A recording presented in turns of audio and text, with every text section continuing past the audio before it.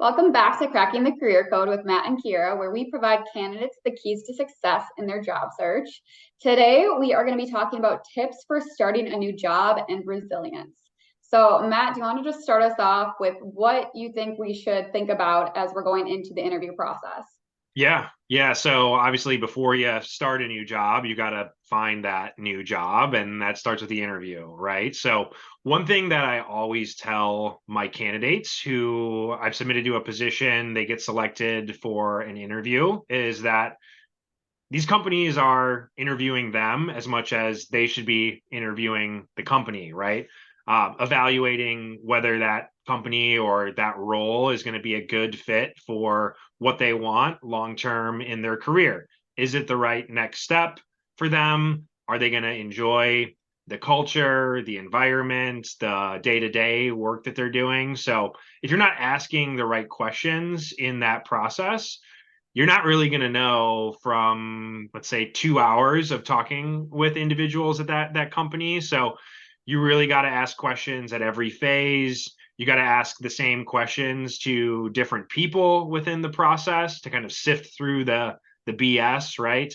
If answers aren't lining up, it might be Mhm. some red or orange flags of like, am I getting the full truth about this environment? So really just, interview the company as much as they're interviewing you.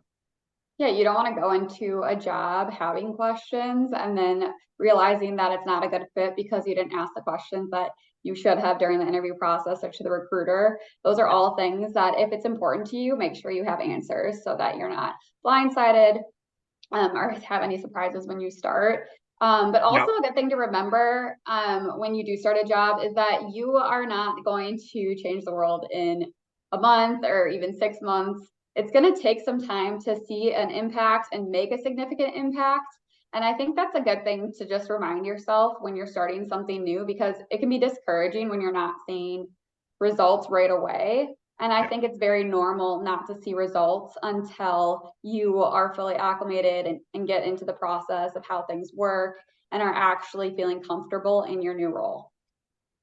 Yeah, I talked to a software developer recently here that said he's never really felt like he's made like truly impactful contributions until he's worked at a company for a full year. So I know Right. that's just like one example, but it did happen recently. So, you're not going to change the world right away. Like you got to learn the ins and outs of the environment and the technology and absorb some of that tribal knowledge from Yeah. people that have been there longer. I'm curious, what do you think should be the amount of time you should give a new job if you're unhappy in it? Yeah. Hard to say, right? Because like a toxic workplace is a toxic workplace. So Yeah. obviously you don't want to stay in a situation like that that's gonna make your mental health suffer, Right. especially like your work life. It's impossible to leave that at the door. You bring that home into your personal life. So definitely situation dependent.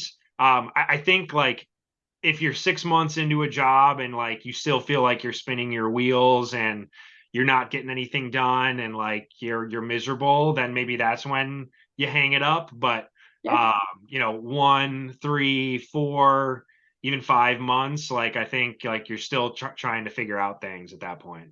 Yeah. And I would say if it's not affecting your mental health and there's other reasons that you're just not happy, that maybe those will get better over time. But it's Yeah. definitely, I think, up to each person what is important to them. And one thing that I suggest asking in the interview process is, what does the first month look like in this role? What does 3 months look like? What does 6 months look like? Just so you kind of get an idea of where you should be at and what they're looking for as far as your role and your success in the role, so that you kind of have an idea going in of what's going to be expected of you. Um, and that could give you some reassurance then when you're feeling discouraged and where you should be and where they're expecting you to be. So I think that's also a good question to find out during the interview process. Yeah, and I'll also just ask like, how is my success going to be measured at each of Yeah. these points? And Mm-hmm. if one expectation is set, and then maybe at 90 days you were supposed to have a check-in with your manager, and then that never gets scheduled, like be proactive and reach out to that person and say like, hey, I'd love to do this 90-day check-in, like want to know your feedback on how I'm performing. So you have to be proactive in any new role. You got to, seek out the right people. Even I think like finding out who the right people are can Yep. take time at a new job. So, continue to ask questions, continue to meet people, continue to build relationships, all going to be really important for you to succeed in your new job. Yeah, and one thing people don't realize is that you are still in control of this process. So sometimes companies move really quickly. What would you suggest if someone is having a hard time understanding the role or just needs more time? What would you do in that aspect? Sure. Yeah. So in competitive job markets, companies move through the interview process really quick. Maybe it's Yeah. like a week and a half, 2 weeks. All of a sudden, you've got an offer. Maybe you're talking to a couple other companies. You want to see those through. Like you can pump the brakes with a company. Like if they really want to hire you, they're going to go at Yep. your pace, right? So maybe you reach back out to them and say like, "Hey, I've really enjoyed conversations up to this point. I'd love to learn more. Like, could I have another conversation with the manager, or could I talk to an engineer on the team, or someone else that might be able to offer a different perspective that you may not have gotten in an interview process where the interviewers are mainly asking you as the job seeker question. So it's okay to kind of take control of the process, make sure that you're making the right decision, make sure Mhm. that you feel comfortable stopping your search and cutting things off with other companies that you're chatting with. Yeah, and you can be transparent about where you're at in your interview process, and that can kind of help as well with scheduling and just making sure that they're kind of aligned. But let's get into counter offers because I know this is a topic that I feel strongly about, Every and you recruiter does, probably right? you probably do as well. But um, I want to get into like when you should consider a counter offer. And my opinion on it is if you're leaving a company for any reason, is this counter offer going to fix that? Yeah. And if you do accept a counter offer, why were you not given that opportunity or that compensation while you were still there? Why did it take leaving for you to get that? So, in my opinion, I think those are things to consider. And if that's something you value, is someone who values you and it doesn't take you leaving or getting another offer for the things that you need or want to be achieved, then I think that's something to really consider for your longevity with the company. And my thing is, if it's not compensation related, then what would be your reason for accepting a counter offer? So I think those are all interesting things to get into. Matt, what's your take on Yeah. counter offers? Well, I think any recruiter is going to tell you like when should you Yeah, consider counter offers, and the answer would be never, right? That's yeah, a recruiter's worst nightmare. But even the stats and the numbers say that those who accept counter offers, within 6 months, they're leaving the company anyways. You've yeah. got one foot out the door. There's money on the table that wasn't there until you said you were going to leave, just like you said. They promised change, maybe more responsibility, different projects, whatever it might be. Like, those counter offers are dangerous and, usually filled with some hollow promises. Yeah, and I think that your company then also questions your loyalty to them. And if you are still searching, I think that will kind of always be in question after you tell them you have another offer somewhere or looking somewhere. So Yeah. it's always just something to consider when you are thinking about taking a counter offer, Mhm. the long-term effects of that.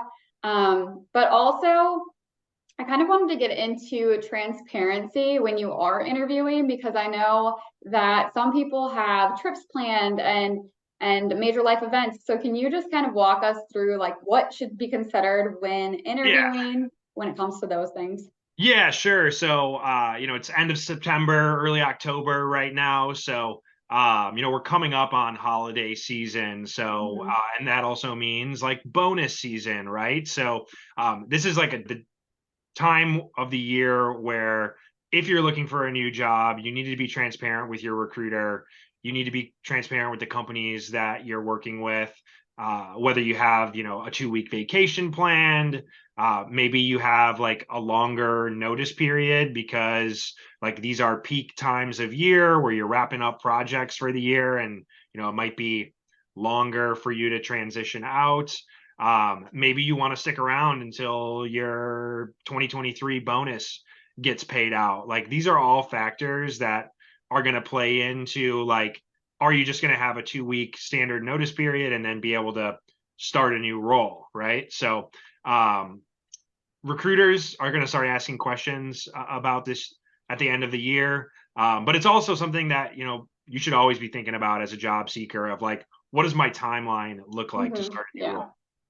Yeah, and the surprises, like if you know of something that's coming up and you get a job and then tell your company, that doesn't look great Yeah. because then they were wondering why you didn't tell them that. So I don't think it's a great start to your job anyways. But also, I think when people start new jobs, they have a sense of imposter syndrome.